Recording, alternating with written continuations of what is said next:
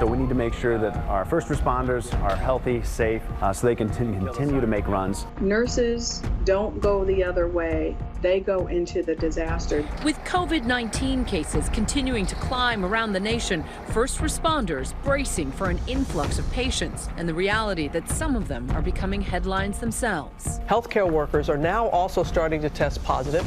An emergency room doctor tested positive just days after attending a conference of hundreds of ER doctors in New York City. Hospitals all across the country are battling this virus and preparing for it to get worse. New York's Governor Cuomo urging President Trump to take action and deploy the Army Corps of Engineers to help construct temporary hospitals, citing the impending shortage of hospital beds. I know what the Army Corps of Engineers can do. They have a capacity that we simply do not have.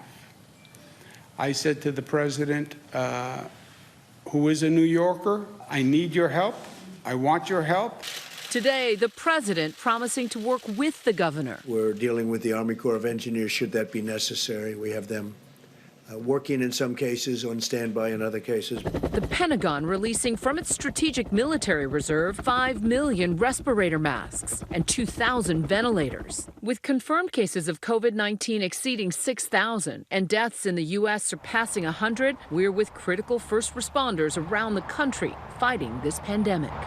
We know that it's only a matter of time before one of us is a patient here. My team and I have taken care of about 5 to 6 COVID-19 confirmed patients, some sicker than others. We are facing an absolute crisis on our hands. We are being asked to take care of patients with a novel virus, so we don't know how that virus reacts, without what we need to be safe.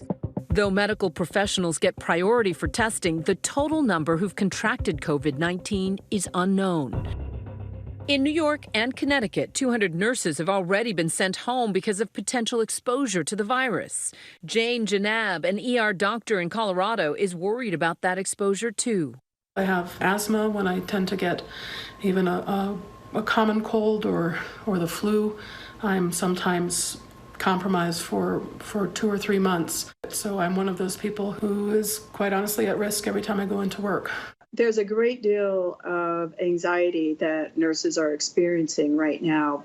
Bonnie Castillo runs the National Nurses Union. They don't have the adequate protections that they need to deliver the care, and they know that they are incurring significant exposure and don't want to bring that home to their family. The stakes could not be higher. If these responders fall ill, there's one less person in the fight. But it's not just staffing. Key medical equipment is dwindling. Our suppliers tell us we're within potentially 2 weeks of not being able to receive new supplies from them. That may start to be a critical issue for us and healthcare workers across the country. People are actually going into the wall units and taking out the bags of hand sanitizer that we use. Any protective equipment, stockings, gowns, all these things are disappearing from hospitals. PPEs, or personal protective equipment, is the precious armor for medical providers. They need to be covered just to administer a test. Nurses are working with inadequate protections, and that ranges from head coverings, respirators, eye shields, appropriate gowns. The American Red Cross also facing a severe blood shortage as blood drives across the country are canceled. But medical professionals worry that staff and supplies aren't the only assets in high demand. Probably the most critical issue is the issue of hospital space. Every day in the hospital, we get patients with heart attacks and strokes. And if we now add to this a crisis, we're going to outstrip the ability to handle. And we're already seeing that in Italy, of course. Staying ahead of a potential outbreak is exactly what this team in Wake County, North Carolina is prepping for. Conducting drill after drill to make sure they can handle any scenario. There is a set of questions that our 911 call takers will ask. And if the call taking process triggers a concern for an infectious disease process going on, the first responders and the EMS professionals will receive a pre-alert in their computers that they have to consider donning or putting on personal protective equipment as they go in. What we're going to do is we're going to check your temperature, and then we're going to go ahead and put this mask on you. Okay. Just because we don't want you to be coughing everywhere. All right. You're going to feel some pressure in your ears. I'm just going to check your temperature. For paramedic Josh Reeves, this training is essential as fears about the contagion grow. It's always in the back of my mind. I'm not terribly worried. However, it's always smart to just wear your gloves, wear your proper equipment, and just wash your hands. Thorough training and precautions proving critical after last month in Kirkland, Washington, a quarter of the town's firefighters were forced into quarantine.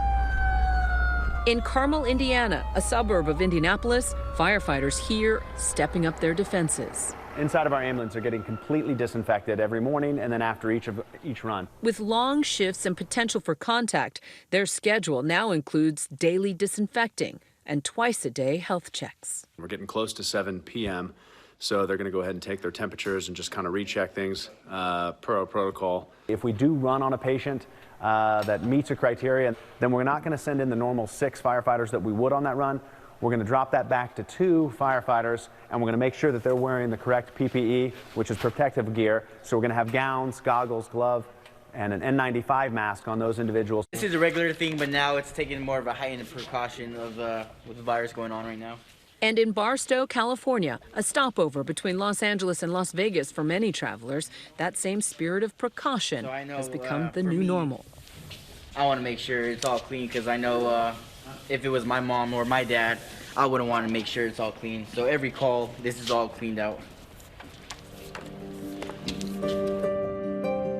So many first responders facing the difficult quandary. How do you do your job while keeping yourself and others safe from infection? Jessica Chan, a nurse in New York City, now physically separating herself from her husband and her 2 daughters, sending them to stay with their grandparents until the outbreak goes down. I could not risk getting them sick also because they will also interact with their grandparents. Given Jessica's relatively high risk of exposure, it seemed like the right thing to do.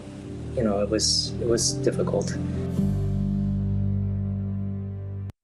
And joining us now, Dr. Randall Curtis, who's just coming off of 9 straight days of grueling 12-hour shifts in the ICU at Seattle's Harborview Medical Center, which is at the front lines of battling the crisis in Washington. First of all, thanks for your service, Dr. Curtis, and thanks for joining us.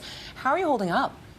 Thanks. I'm holding up well. I think that this is a challenging time, but the staff at Harborview are an amazing group of people to work with and are providing outstanding care. And so that's a pleasure to watch and be a part of. And I think we're doing okay. We know that your hospital has canceled already elective surgeries in order to free up personnel and protective equipment. What's the morale like inside? I think the morale is very good. I will say that the deaths are hard on people. It's very unusual for us to have to keep visitors out and to have these issues around quarantine. And so that's very hard on families, obviously, and it's also hard on the staff. How do you tell them that they can't visit grandma or grandpa or aunts or uncles? That must be very difficult for you. It's very difficult. We do, allow people to come in and look at their loved ones through the glass. That's been very helpful because people can see that their loved ones are comfortable. And when they are dying, we make an exception and allow 1 or 2 family members in personal protective equipment. But this is so different. Usually we're completely open with no visiting hours. Families can come, families can stay. So that part of this is extremely difficult.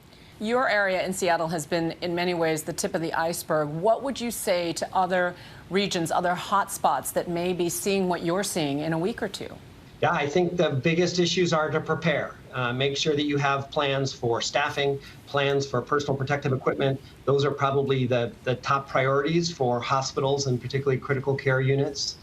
And I think implementing these public health measures to reduce the risk of the spread is just so important. Dr. Curtis, our thanks to you, not just for being with us today, but also for all the help to your patients. Great. Thanks very much. Hi, everyone. George Stephanopoulos here. Thanks for checking out the ABC News YouTube channel. If you'd like to get more videos, show highlights, and watch live event coverage, click on the right over here to subscribe to our channel. And don't forget to download the ABC News app for breaking news alerts. Thanks for watching.